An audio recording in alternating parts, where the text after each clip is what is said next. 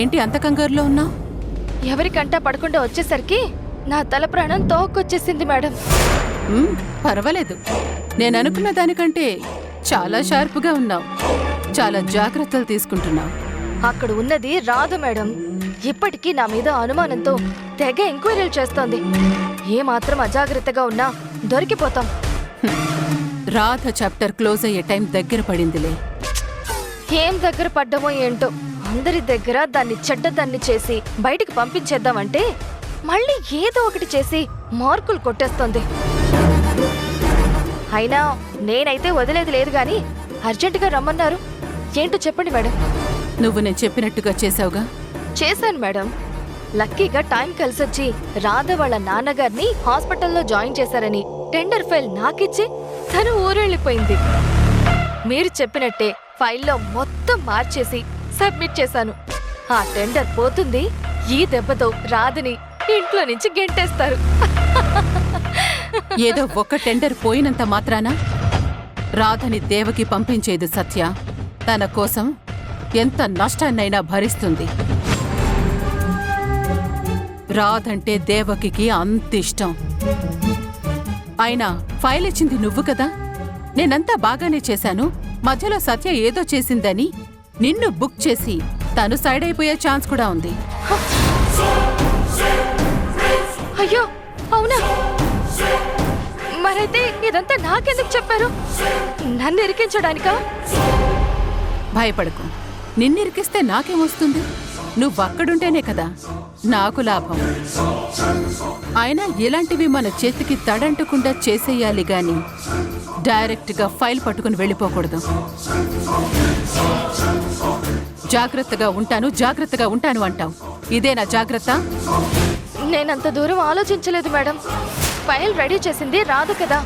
ఏం చేసినా రాధ మీదకి వెళ్ళిపోతుందిలే అనుకున్నాను. పోనీ నేను వేరెవరికో ఇచ్చి తప్పించుకోవాలని చూద్దామనుకుంటే టెండర్ ఆఫీసులో ఫైల్ ఇవ్వడం మనోహర్ చూసేశాడు. ఇప్పుడు ఎలా మేడం? రాధని ఇరికించిపోయి నేను ఇరుక్కునేలా ఉన్నాను. రాధ ఇంట్లో నుంచి పోవడం నీకన్నా నాకెక్కువ అవసరం. అందుకే ఇంకా బలమైన ఆధారం రెడీ చేశాను. ఒక్క నిమిషం.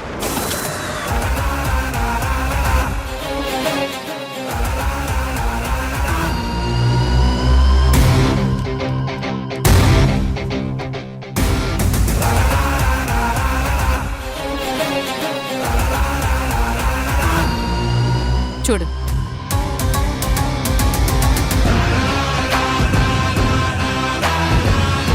ఇదేంటి మేడం? Cash deposit slip. నేను రాధ అకౌంట్లో 20 లక్షలు క్యాష్ వేశాను అనడానికి ఇదే ఆధారం. తనకెందుకు డబ్బులిచ్చారు మేడం? వాళ్ళ నాన్నకేదో ఆపరేషన్కి డబ్బులు కావాలి అని అమ్మ ఫోన్ కలవట్లేదు, నువ్వు చెప్పు అని నాకు ఫోన్ చేసి చెప్పింది. నేను లైట్ తీసుకున్నాను. అయినా మీరెందుకు డబ్బులిచ్చారు మేడం? ఆ రాధని దేవకి ముందు ద్రోహిగా నిలబెట్టడానికి. అర్థం కాలేదు మేడం. ఈ టెండర్ ఎలాగూ పోతుంది. దానికి కారణం రాధ అని పుత్త మాటలు చెప్తే దేవకి నమ్మదు. అందుకే ఆ 20 లక్షలు రాధ అకౌంట్లో డిపాజిట్ చేసి నా దగ్గర లంచం తీసుకుని టెండర్ చెడగొట్టింది అని నింద వేస్తాం. దేవకి నష్టాన్నైనా భరిస్తుందేమో కానీ మోసాన్నస్సలు సహించదు. ఎలా ఉంది ఐడియా? వా, సూపర్ మేడం, అదిరిపోయింది. ఈ దెబ్బకి రాధని వెంటనే ఇంట్లో నుంచి బయటికి గెంటేస్తారు. ఇంకెందుకు ఆలస్యం?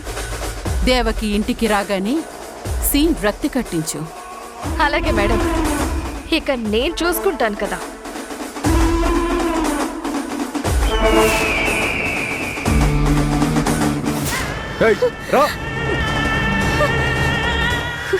రై, ఎవరు మీరు? ఎందుకు నన్ను ఇక్కడికి తీసుకొచ్చారు? ఎవరు తీసుకురమ్మన్నారు నన్ను? నేనే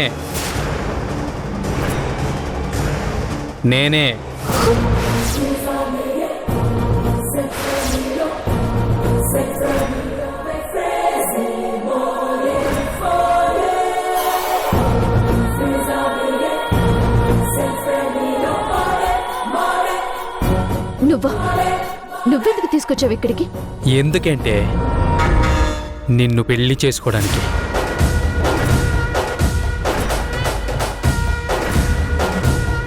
నువ్వంటే ఇష్టం లేదని ఎన్నిసార్లు చెప్పాలి? నీకు బుద్ధి లేదా? నీకు బుద్ధి లేదా?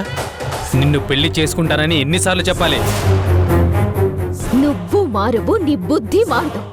నీతో మాట్లాడటం ఇంకా అనవసరం. ఎక్కడికి వెళ్తావే?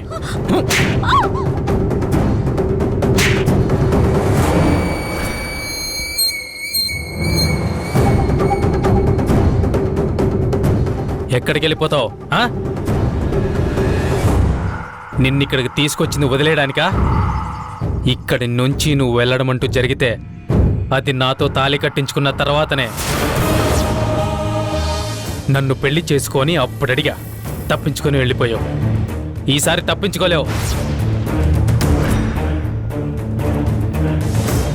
మర్యాదగా ఒప్పుకుంటే మన పెళ్లి జరుగుతుంది, లేదంటే బలవంతంగా అయినా తాళి కడతా గానీ నిన్ను వదిలే ప్రసక్తే లేదు.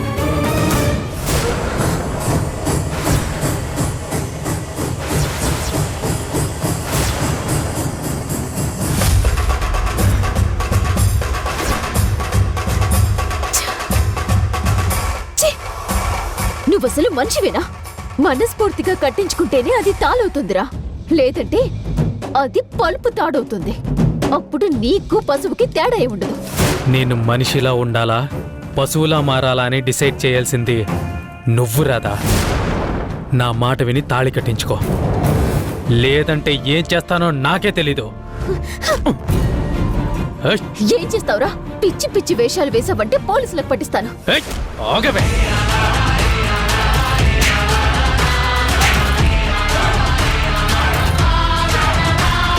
చెప్తే అర్థం కావట్లేదా? చంపేస్తానేమనుకుంటున్నావో? నీకు అరగంట టైం ఇస్తున్నా. పెళ్లి కొప్పుకున్నావా సరే, లేదంటే చాలా ప్రాబ్లమ్స్ ఫేస్ చేయాల్సి వస్తుంది. ఆలోచించుకో. బాగుండాలని కోరుకునే వాళ్లే ఎప్పటికైనా బాగుంటారు. నాశనం అవ్వాలి అని కోరుకునేవారు అలాగే నాశనం అయిపోతూ ఉంటారు. ఉంటాను. ఆగు దేవకి,